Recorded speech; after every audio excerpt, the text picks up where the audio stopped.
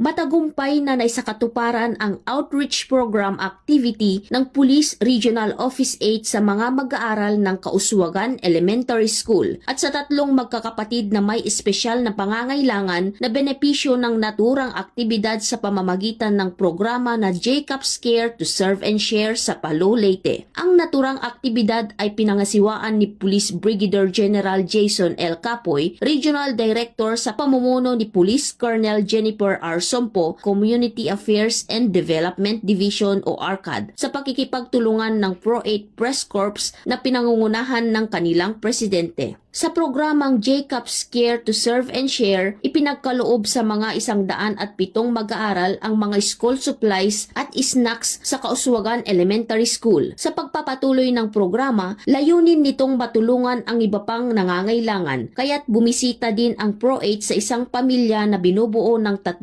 magkakapatid na may mga kapansanan. Sila'y nabigyan ng groceries, toiletries at diapers para sa kanilang pang-araw-araw na pangangailangan. Patuloy na pagtitibayin ng Police Regional Office 8 ang pwersa ng kanilang kapulisan sa paglilingkod at paghatid ng taus-pusong tulong sa mga komunidad para sa serbisyong mabilis, tapat at nararamdaman.